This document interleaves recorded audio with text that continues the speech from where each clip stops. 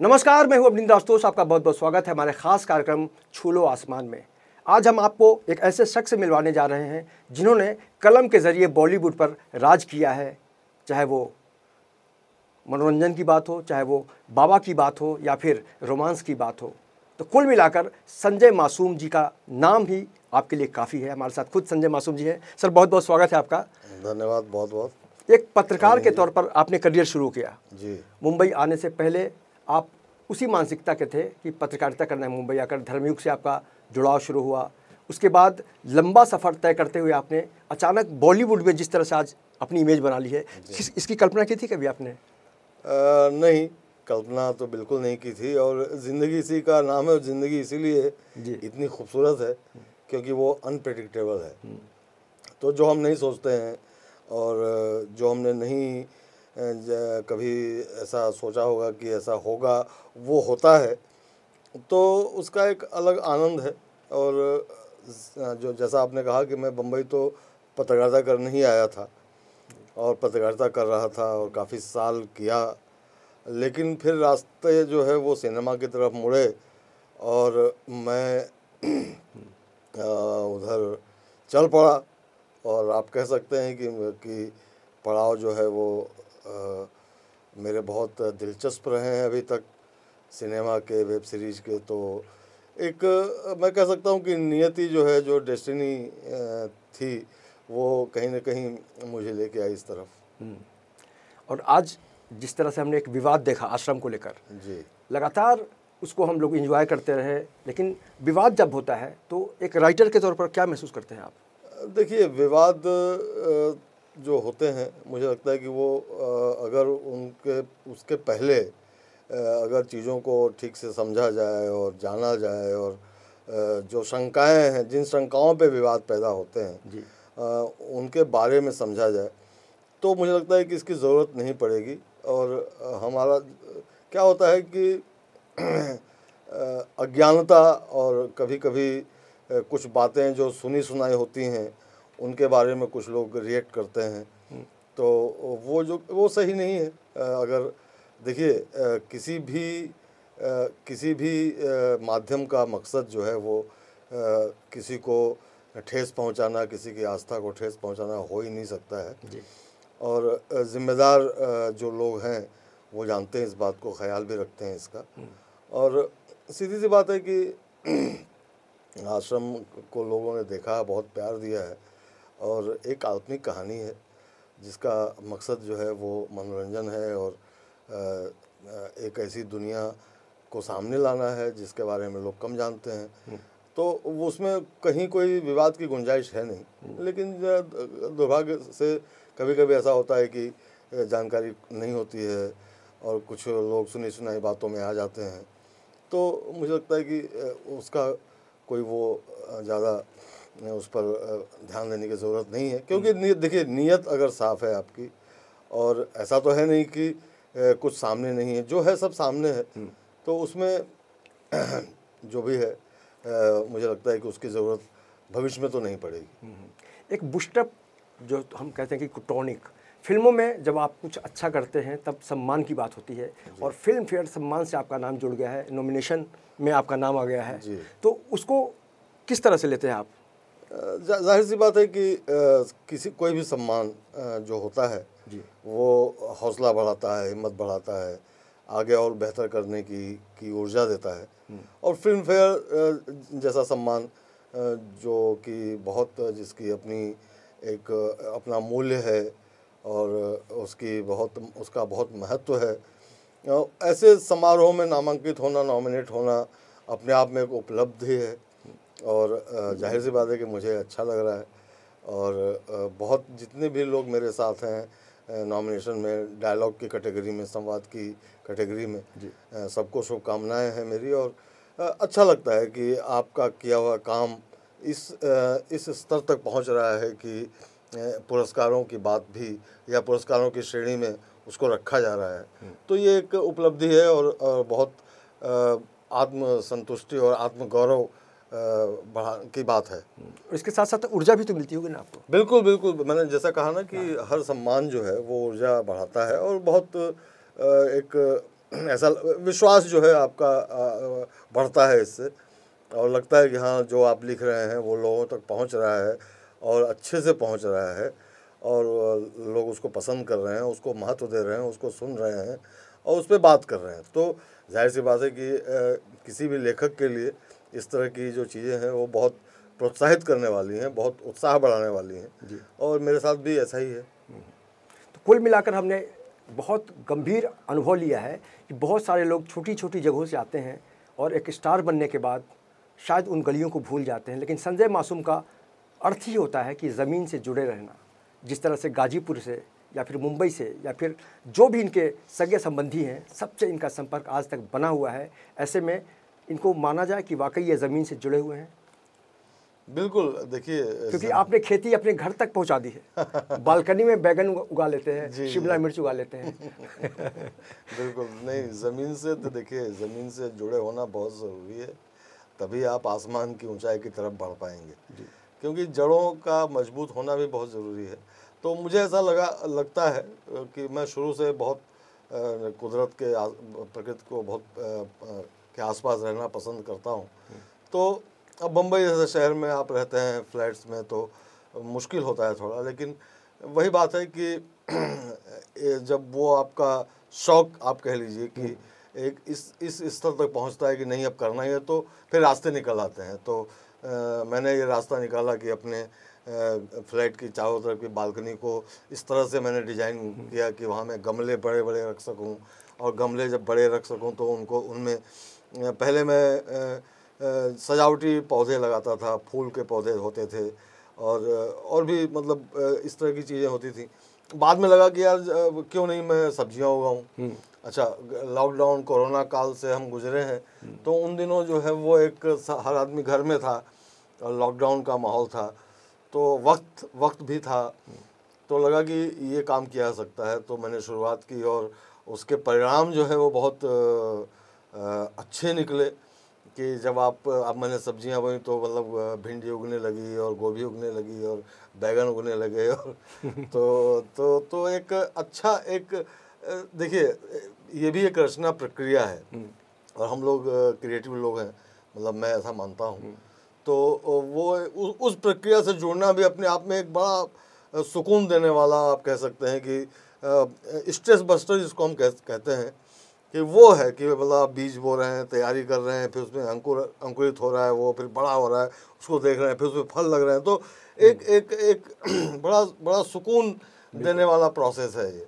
तो मुझे मज़ा आने लगा, तो फिर मैंने कहा कि ठीक है इसको करते हैं। फिर गांव में मेरा जो पुश्तैनी घर है, वो पहले बहुत कम जाते थे वहाँ, साल में कभी एक आध बार जाते थे, लेकिन फिर मुझे लगा कि नहीं, अगेन वही बात है कि कोरोना काल में सबने ये महसूस किया, पूरी दुनिया ने महसूस किया कि आपको नेचर के आसपास रहना आपके लिए ज़्यादा फ़ायदेमंद है। तो फिर मैंने वहाँ पेड़ लगाने शुरू किए, और अब तक मैं कुछ नहीं तो 200-250 पेड़ वहाँ लगा चुका हूँ, और मैंने पूरा घर एक नए सिरे से बनवाया है वहाँ। तो मुझे ये सब करने में मज़ा आ रहा है। और जो आपने कहा कि ज़मीन से जुड़े होने का एक जो सुख है, वो भी बहुत कमाल का सुख है, और कह सकते हैं आपकी उपलब्धियां और ऊंचाइयां और सफलताएं वो सारी बहुत देर तक रहती नहीं किसी के पास भी। एक चक्र होता है जो कि घूम फिर के फिर आपको वापस जहाँ से शुरुआत की थी आपने, आज शिखर पे अगर आप हैं तो वहाँ से उतरना पड़ता है आपको। बिल्कुल। तो उतर के फिर आप ज़मीन से अगर नहीं जुड़े रहेंगे तो हवा में त्रिशंकु की तरह लटकना जो है पड़ जाएगा। तो मैं नहीं चाहता कि ऐसा हो। मैं चाहता हूँ कि बिल्कुल जब वापस आऊँ तो ज़मीन पे रहें पैर। कई बार हम कोशिश करते हैं कि हम अपनी ज़मीन से जुड़े रहें, लेकिन भाषाओं का चक्कर जो होता है, जिस तरह से अगर हम अपनी भाषा की बात करें, जो भोजपुरी भाषा है, बहुत ही मीठी भाषा है, लेकिन कहीं ना कहीं से जो बुद्धिजीवी लोग हैं भोजपुरी समाज के, आप और हम भी उसमें शामिल हैं, क्यों आज इस तरह की अश्लीलता परोसी जा रही है भोजपुरी इंडस्ट्री में? उसके लिए आपने कभी कुछ सोचा? नहीं, बिल्कुल सोचा, और मेरी मातृभाषा है वो, और मैं आज भी घर में अपने माँ बाप से वही भाषा बोलता हूँ। और जाहिर सी बात है कि बिल्कुल सोचा, शुरू से जब से मैंने लिखना शुरू किया तब से मैं सोच रहा हूँ कि इस भाषा इतनी खूबसूरत भाषा है, इतनी मीठी भाषा है, और इसको इस तरह से उसका एक बना दिया गया है स्वरूप की तकलीफ़ वाली बात है और तकलीफ़ होती है जब उसको इस तरह से लोग कहते हैं कि अरे अरे वो आप जैसे जैसे जैसे कई बार भोजपुरी सिनेमा में लिखने की जब बात होती है तो कई बार मैंने सोचा कि कुछ ऐसा किया जाए, लेकिन फिर लोगों ने कहा कि नहीं, अभी जो भोजपुरी सिनेमा है उसमें अगर आप लिखेंगे तो आपका स्तर जो है बहुत गिर जाएगा। तो ये तकलीफ देह बात है, तकलीफ देने वाली बात है। लेकिन स्थितियां बदलेंगी मुझे ऐसा लगता है, और इस पे अब जो है, अब मुझे लगता है कि अब काम हो रहा है, नई पीढ़ी के लोग और काफ़ी बहुत सारा बहुत कई स्तरों पे काम हो रहा है भोजपुरी भाषा को उसकी गरिमा वापस दिलाने का। और इसमें मैं कह सकता हूँ कि मेरे अंदर भी एक बेचैनी थी, तो मैंने अपनी तरफ से जो कोशिश की है वो ये की है कि भोजपुरी में मैंने श्रीमद् भगवद गीता का भावानुवाद किया है, और वो किताब जो है वो जनवरी में आ जाएगी, जनवरी तक प्रकाशित हो जाएगी। तो और उसको 700 छंद और 700 श्लोक हैं, तो 700 ही छंद जो है वो उनमें किया है। और उसमें कितना वक्त लगा आपको? ये बहुत कठिन कार्य था। बहुत कठिन कार्य था, और कठिन तो मैं ये कह सकता हूँ कि भोजपुरी में मैंने इसके पहले तो कुछ लिखा भी नहीं था, और सीधे डायरेक्ट मतलब श्रीमद् भगवद गीता का भावानुवाद करना, और जितनी की बातें हैं उसमें जिस लेवल की बातें हैं उनको 2-2 लाइन के छंद में लाना। तो लेकिन वही बात है कि जब आप तय कर लेते हैं कुछ तो फिर रास्ते बनते हैं। और वक्त जो आपने कहा, मुझे लगा करीब 2 साल लगे उसमें, और 2 साल की मेहनत के बाद फिर एक बार करने के बाद ये था कि उस मतलब बिल्कुल सही तरीके से है या नहीं है, और मैंने जो भाषा का इस्तेमाल किया है वो सही है कि, क्योंकि देखिए मुझे ये मानने में कोई वो नहीं है कि मैं काफ़ी बहुत साल पहले ही आ गया था बम्बई, तो बम्बई में रहते हुए आप उस भाषा से उतना जुड़े हुए नहीं रहते हैं। तो उसके लिए मैंने भोजपुरी के विद्वानों से संपर्क किया, उनकी मदद ली, और इस तरह से करते कराते मतलब 2-2.5 साल में एक वो कार्य हुआ है जो कि इस समय प्रेस में है। और मुझे लगता है कि अगेन जो आपने कहा कि अपनी मातृभाषा के लिए एक कार्य जो मैं कर पाया हूँ, ईश्वर का धन्यवाद है उसके लिए। और मैं चाहता हूँ कि इस काम को लोगों तक अच्छे से पहुँचाया जाए, और उसके लिए मुझे सारे जो लोग हैं, आप हैं, और जितने भी लोग जुड़े हुए हैं इस भाषा से, सबकी मदद लूँगा मैं। बिल्कुल बिल्कुल। और आपके संबंध तो चाहे राकेश रोशन जी की बात करें, महेश भट्ट जी की बात करें, सनी देओल जी की बात करें, बॉबी देओल, सबसे बहुत बढ़िया संबंध है, और हमने बहुत लोगों को आपका प्रमोशन करते हुए देखा है। आपकी कई चीज़ें जो हैं लोगों ने उसको आगे बढ़ाने का काम किया है। उनके बीच जब जाते हैं आप, तो वो क्या चाहते हैं आपसे? देखिए वो जिनके महेश भट्ट साहब हैं, राकेश रोशन साहब हैं, ऋतिक रोशन हैं, सनी देओल हैं, बॉबी देओल, जितने भी ये लोग हैं जिनके साथ मैंने काम किया, जिनके साथ मैंने फिल्में की हैं जी, तो इनके साथ मेरा बहुत प्रोफेशनल रिश्ता रहा है। सनी और बॉबी को छोड़कर, क्योंकि बिकॉज शुरुआत में मैंने सनी के साथ ही सारी फिल्में की, तो उनसे एक घर जैसा रिश्ता है।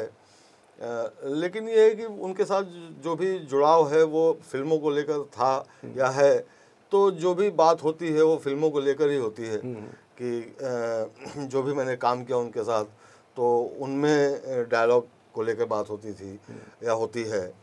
और तो एक तरह से आप कह सकते हैं कि फिल्मों के साथ ही जो भी बातचीत का दायरा होता है वो फिल्मों तक ही सीमित रहता है। हालांकि सनी को मतलब सनी मेरी गज़लें भी सुनते हैं और मेरी कविताएं भी सुनते हैं, वो तो उनको मैं सुनाता हूँ। उनको मैंने पहला गज़ल संग्रह जो मेरा छपा था यहीं कहीं, तो मैंने उनको दिया था, तो वो बहुत खुश हुए थे। तो इस तरह से एक सनी के साथ एक थोड़ा सा अलग सा रिश्ता है, लेकिन बाकी लोगों के साथ तो सिनेमा का एक को लेकर प्रोफेशनल रिश्ता ही रहा है। तो कुल मिलाकर ये रिश्ता बहुत कुछ कहलाता है। लेकिन एक आखिरी सवाल कि उत्तर प्रदेश हो या बिहार हो या फिर हिंदुस्तान के बहुत सारे ऐसे छोटे शहर हैं जहाँ से लोग सपना तो देख लेते हैं, लेकिन संजय मासूम बनना चाहें तो क्या कहेंगे उनको? देखिए मैं अलग से तो कुछ कहने की ज़रूरत नहीं है। जो सब लोग जानते हैं वो ये है कि ख़ुद पर यकीन रखना बहुत ज़रूरी है पहली बात तो ये है। और अगर आपके अंदर प्रतिभा है और यकीन, तो नो डाउट ये जो रास्ता है सिनेमा का आप कह लीजिए या इस माध्यम का, वो थोड़ा कठिन है और संघर्ष ज़्यादा करना पड़ता है, और उसमें उस संघर्ष में और कड़ी स्पर्धा है ना, क्योंकि और ऐसा क्षेत्र है क्योंकि आपका किया हुआ काम बाहर आता है, लोग सुनते हैं, लोग उसको देखते हैं, तो वो लोगों से सीधा जुड़ा हुआ काम है। तो जाहिर सी बात है कि उसके लिए कड़ी मेहनत करनी पड़ती है कि आपके लिखे हुए को लोग एंजॉय करें, या लोग हंसें, या लोग रोएं, या लोग जो भी एक ड्रामा जो आप जिससे जुड़े हो, तो उसके लिए आपको तैयार रहना पड़ेगा, लंबे संघर्ष के लिए तैयार रहना पड़ेगा। लेकिन जो मैंने बात कही कि प्रतिभा है, खुद पर यकीन है, तो कोशिश करते रहना चाहिए। बिल्कुल, दरवाजे एक दिन खुलते ही खुलते हैं। बिल्कुल, सबसे बड़ी बात है कि आप अपने ऊपर भरोसा रखिए, यकीन रखिए, तभी हम कह सकते हैं कि तू जिंदा है, तू जिंदगी की जीत में यकीन कर।